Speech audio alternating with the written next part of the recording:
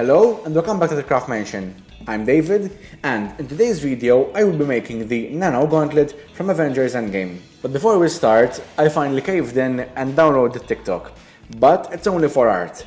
You won't see me dancing on it anytime soon, not that you'd want to. So here's my first TikTok video. It's quite boring. So I finally made a TikTok account. This is the Craft Mansion, and I do crafts. For example, cap shield, Mjolnir and Stormbreaker, helmets, wands and swords. So that was it. I had originally planned to film 30 minutes, I had a 30-minute video. I recorded my screen, but I have a phone and it f***ed me over and the screen recording didn't save. So we got stuck with this lame intro to my TikTok account. Anyways, my TikTok username is @thecraftmansion, and then I will be posting some short videos along the process of my crafts. But don't be around if you also see some dumb stuff, because I'm David and I do dumb stuff.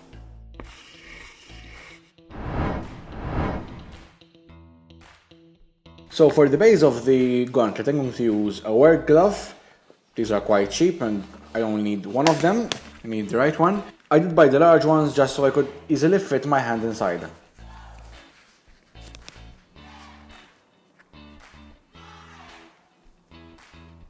I needed the glove to be wider at the back of the palm and the wrist, so I put on an old glove underneath and a rubber one on top of it. To widen the wrist, I cut a Pringles can from the side and fitted it around my arm. On top of that, I put on the work glove. I covered the fabric part with Mod Podge twice, but since the fingers were wide enough, I didn't coat them. It's not that I didn't think this through before, it's the fact that I knew I would have to wait for it to dry and still chose this method. I had that glove on for like 3 hours. I've been at this for like 3 hours and my hand fell asleep. Once it was dry, I removed the glove. Mod Podge didn't really hold the fabric in a stretched state, so I decided to remove most of the cloth that covers the wrist to have a little more flexibility. To cover the forearm, I used foam.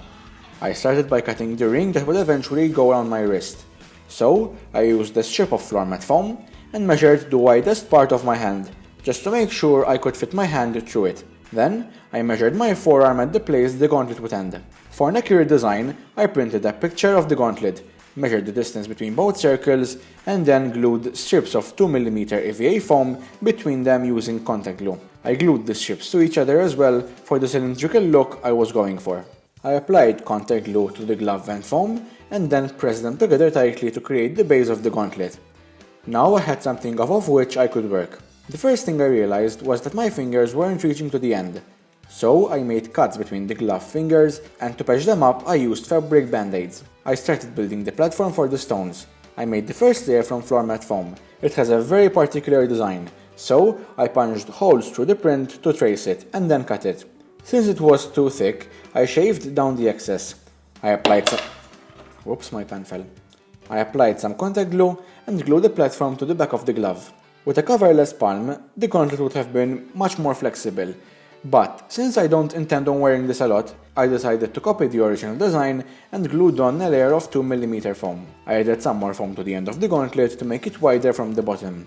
The second layer isn't completely flat at the end, it has those two indents. I tapered the foam down to the gauntlet, and then added another layer to cover all of the forearm. This last layer doesn't reach to the end of the gauntlet, except for in the front, where it continues all the way to the edge, so I glued on another panel there. The whole gauntlet is basically building panels on panels. I continued building the stones platform, shaping it around the thumb. On top of that goes another layer that reaches only to that line. The gloves I bought were extra large, so I could have plenty of room inside, but the thumb and small finger were too wide, so I sliced them open and glued them to make a narrower diameter. On the front side there's a thick panel, so I designed it and then cut it from floor mat foam. I removed the texture from the back and then started making its various features. The narrow end tapers down to about 2mm. Then I smoothed the surface. This squarish part is very thin, so bit by bit I hollowed it down to about 2mm in thickness. Some more sanding and some more layers. This side is about half as thick as the foam. Following images closely, I thinned the edges. After sanding it, I heated the foam to bend it and form it. Then, I glued it to the front of the gauntlet. At its sides, there are 2 hollows in the EVA foam. The palm was still not at level to the forearm cylinder. So, I built it up with strips of foam and then covered it all up. There's a strip on the wrist, which I used to cover that seam between the hand and the forearm. I made it from 2mm foam, but before gluing it, I drew the designs that go on it. I cut a rectangle of foam and tapered 3 of its sides. This goes on as a panel on the back of the gauntlet. Before drawing the templates for the different panels, I drew them out on the gauntlet for an accurate placement. Then, I traced the drawings using baking paper. Turns out we had 2 whole tracing books at home. I transferred the patterns to foam and cut them. Then, I carefully glued them in place. There's a final platform for 4 of the stones, which I made from 2mm foam. The platform surrounding the Mind Stone has curved edges both inside and outside. It's thicker at the bottom, so I glued on another layer of foam, but with tapered edges so that the center is thicker. With this project, I preferred to sand the different parts separately before gluing them on, since there were a lot of different edges and corners. I marked the area for each stone pedestal and glued them on. The pedestal for the Mind Stone is round and larger. The Time Stone sits on a raised panel. I designed it on paper and then transferred it to the foam. I made 45-degree cuts where the foam needed to bend and then glued all the sides together. This goes on the thumb knuckle. Then, on top of that goes the pedestal. To cover the fingers, I cut 5 types of templates. The first 2 to cover the first 2 bones of each finger, and the last 3 to cover the last bone and the end of each finger. This is the second template. Although they surround the whole finger in the original gauntlet, I had to cut the foam to triangles on the sides to be able to bend my fingers. The 3 parts at the end cover the finger all the way around. I started with a piece that goes from side to side and glued that on. The parts covering the fingernail and fingerprint are quite larger than needed to make sure everything was covered. I could just cut off the excess later. To round them out perfectly, I sanded the foam. Hold the foam tightly or you might actually lose a finger. Pun intended. Panel lines. They cover everything from the 2 layers of foam on the palm to the thick foam on the front. I just spent about 2 hours drawing all of these lines. It's a lot, but I want this to be as accurate to the original design as possible. Now of course back here it isn't as accurate, but I still want to bend my fingers, so I had to leave some area free from foam. But I'm pretty happy with how the foam fit together and it turned out great. My only complaint is that the wrist is a bit small. When I measured my wrist it was large enough, but I think adding more layers just constricted the wrist part a bit more. So of course now it's a bit difficult to insert my hand in, but I can tug on it and it's in there. Of course to take it out it's a little bit more difficult, but I'm not going to use this every day, so it will just be on display, so it's good enough.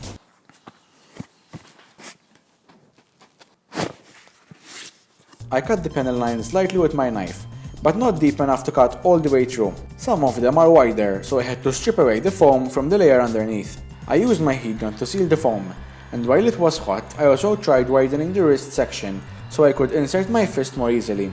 At first it worked, but then it shrunk back again. The heat also opened up all those panel line cuts I had made earlier. No, I don't have 2 right hands, but I had to put the gauntlet on my left hand because I'm right-handed, and I had to spray primer all over. Now I'm waiting for it to dry so I can take it off, and then I can spray it with red metallic paint. I wanted the stones to stick securely to the gauntlet, so I taped over their pedestals and then sprayed the metallic red. To create the illusion of cylindrical finger covers, I painted the rings of gold around the joints. There's some more gold on the forearm and at the end of the gauntlet. Then, I started with the silver. There's some at the end of the gauntlet, and also a strip of silver for each strip of gold. The wrist ring is all silver. I started with the edges carefully and then painted over the main body. For every area of gold and silver, I had to paint at least 3 coats, sometimes 4, to get the solid color I wanted. The last things to make were the stones. I will be following a similar process like the one I created for the Avengers clock, which you can see right there on the top right of the screen. I started by cutting the shapes from cardstock, so I had 5 hexagons with rounded corners and then the larger oval one. I taped these to aluminium tape face down. I cut around the stone shapes and then superglued a 2mm chip of cardstock around the whole circumference of each piece. I painted each of the stone colors with a metallic paint. This paint is still an acrylic, but shiny. If you don't have metallic paints, you can use normal acrylics, but the result won't be as good. The large oval stone is obviously the Mine Stone. The strip itself is silver from the outside. This part was the hardest. I filled the small containers with hot glue. The containers also sort of act like a mold for the stone itself. I would recommend filling in the edge first, not the center, as I did with the first stone. Once the glue had dried, I distorted its smooth surface by melting it a bit and adding a bit more glue if needed. This gives the fluid illusion of the stone.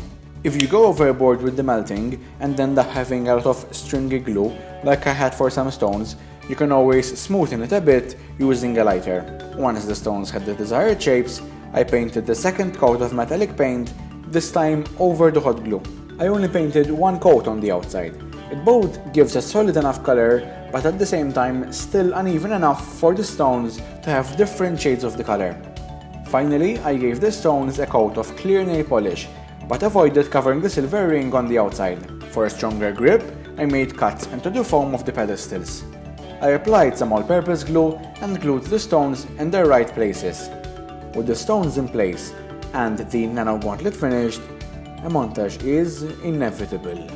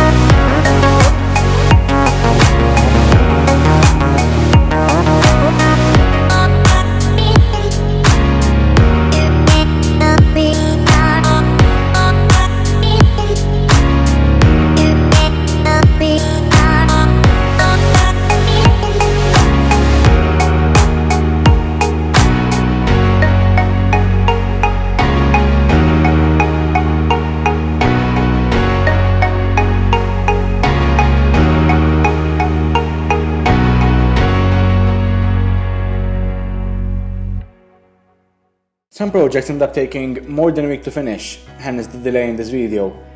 My time stone doesn't really work. What you may not have noticed is that in this prop, I didn't use a weathering technique. I didn't use watered down black paint to fill in all the gaps because this is quite new. The Hulk-sized nano gauntlet went through a lot, yes, but this is the gauntlet just before it expands for the Hulk's hand. I will try to post a video for every prop on TikTok. For this one I already have something in mind. And by the way, I won't be snapping my fingers with this because have you ever tried snapping your fingers in a glove, let alone a gauntlet? It's very difficult. Now of course, this gauntlet has a predecessor, the much more famous Infinity Gauntlet. They work perfectly together because this is a right-handed gauntlet, while the Infinity Gauntlet is left-handed. And it just so happens that I have a spare left side glove. But that's for a later video. If you would like to see me make the Infinity Gauntlet, give this video a thumbs up and leave a comment down below with what you think I should do next. For more videos, you can always subscribe. Right here, I have many more videos on my channel, two of which are these. And until then, I've made the Nano Gauntlet, this is the Craftmansion, and I am David Man. I'd better get this off, it's quite hot in there.